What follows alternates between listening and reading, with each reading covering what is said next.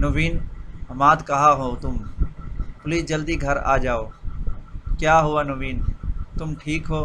حماد، اماں کو انگزائٹی کا دورہ پڑا ہے۔ کیا؟ سائرہ سائرہ کو بھی نہیں معلوم کہ کیا ہوا ہے؟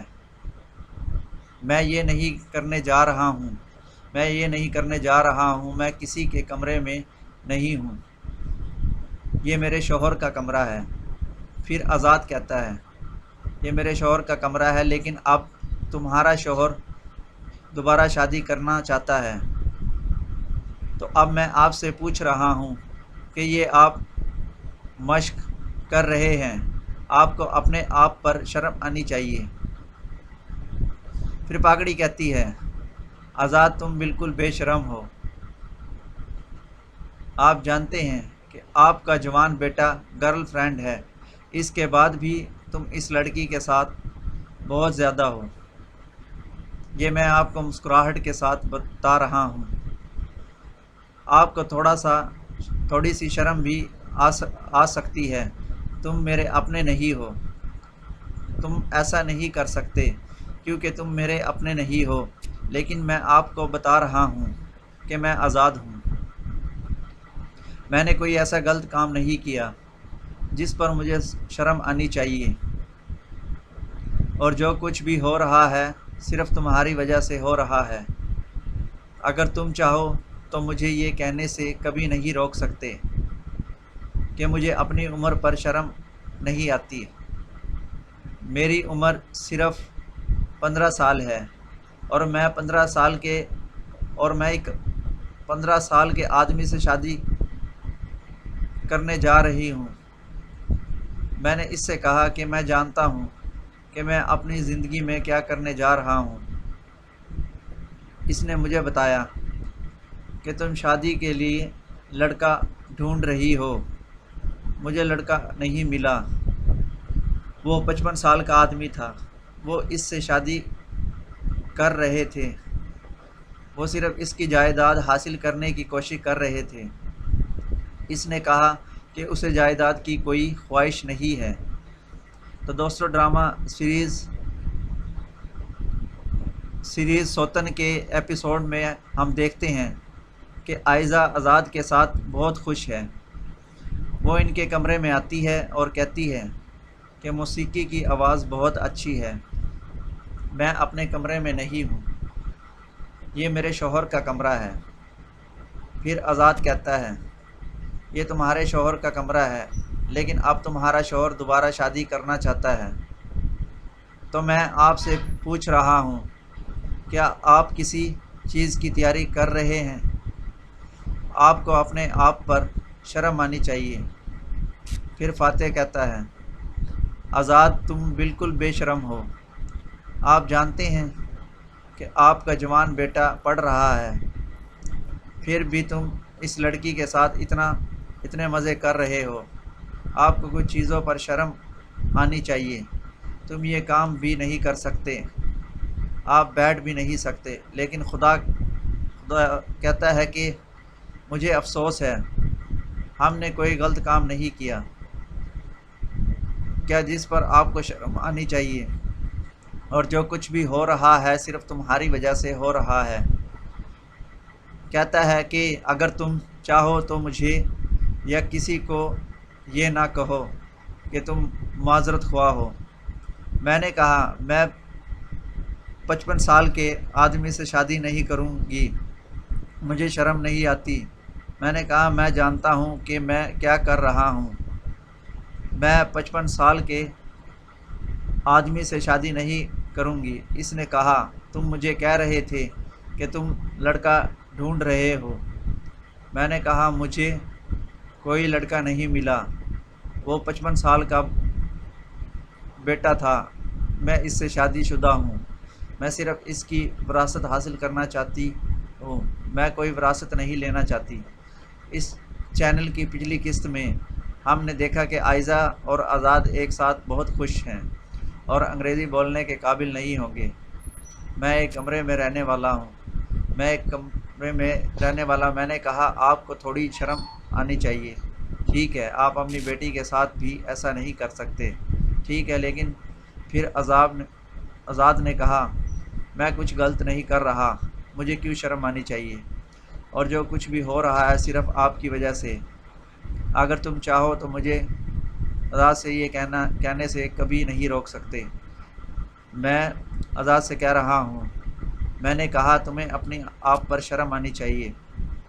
آپ کی عمر 55 سال ہے اور آپ کی شادی کی عمر ہے یہ، آپ کو اپنی آپ پر شرم آنی چاہیے۔ میں نے کہا، میں جانتا ہوں کہ تم کیا کر رہے ہو۔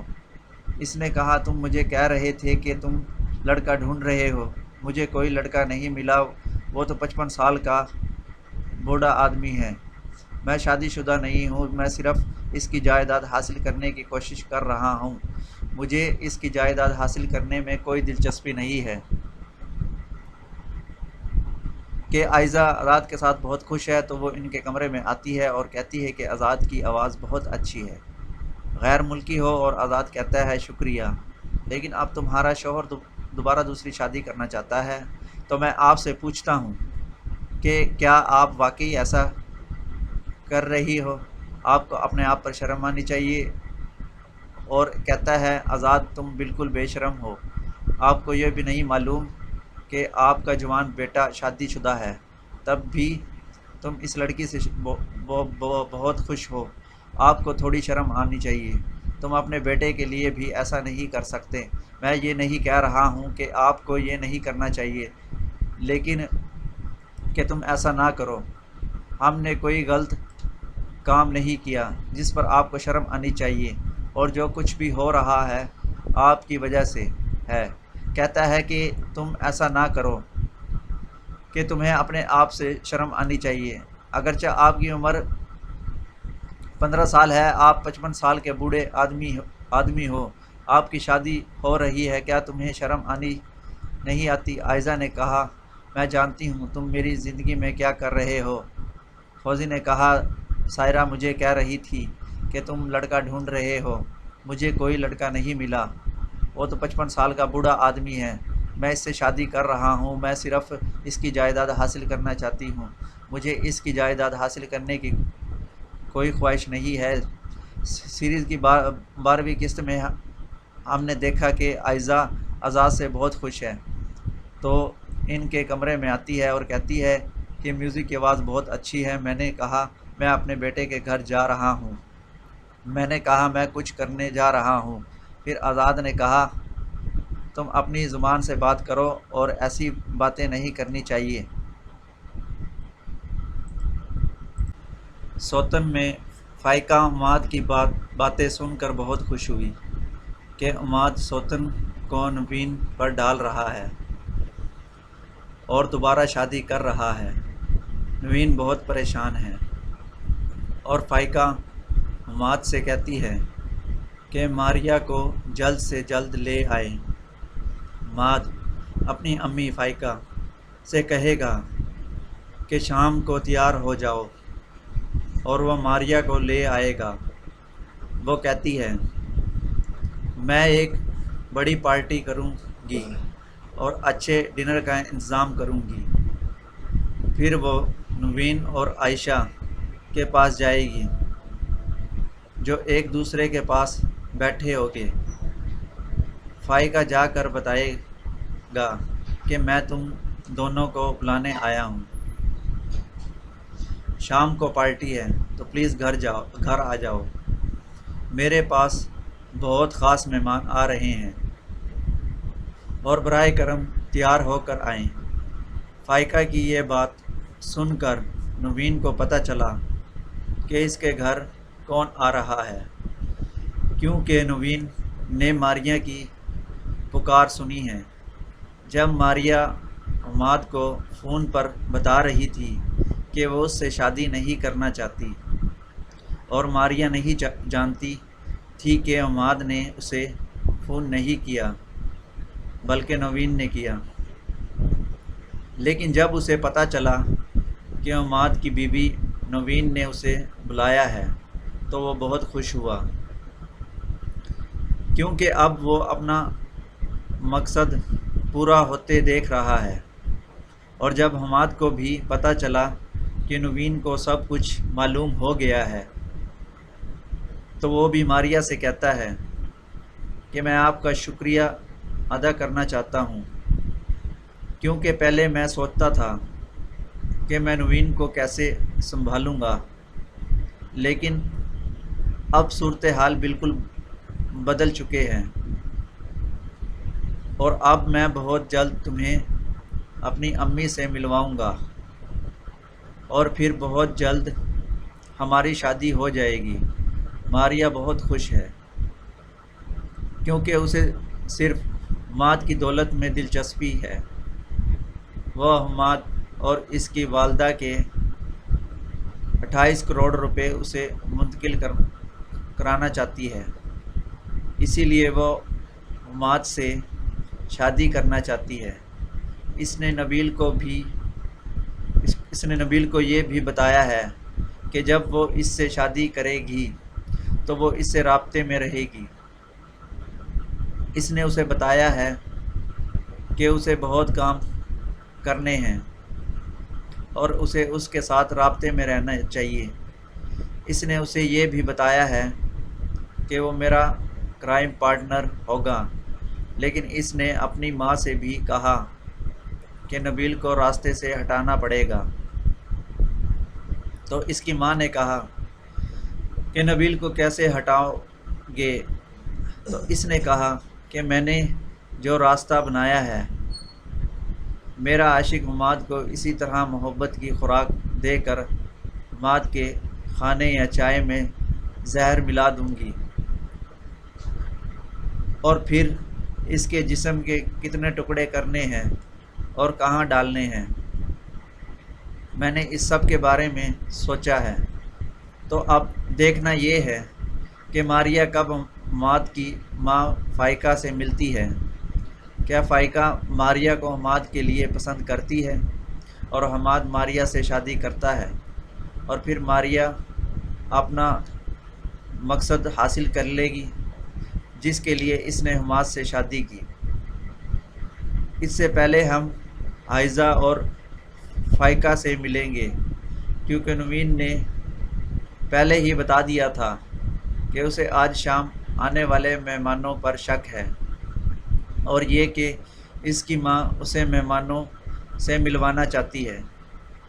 تو اس وقت فائقہ سے بات کرے گا اور فائقہ اسے بتائے گی کہ وہ نوین کے ساتھ ایسا نہیں کر سکتا۔ تو فائقہ سے کہے گا کہ نوین تم سے پہلے میرا دشمن تھا، میں نے اسے گھر سے نکال دیا تھا اور تم اسے یہاں لے کر آئی ہو۔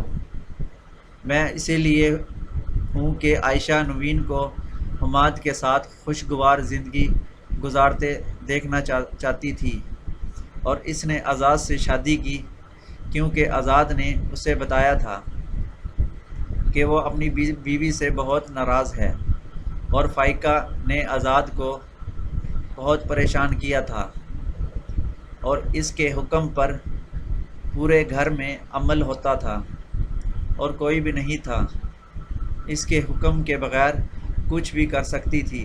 اس نے نہ صرف آزاد کی زندگی حیران کر دی تھی، بلکہ وہ اپنے شوہر کے ساتھ بہت سختی بھی کرتی تھی اور اسے اپنی مرضی کے مطابق زندگی گزارنے پر مجبور کرتی تھی۔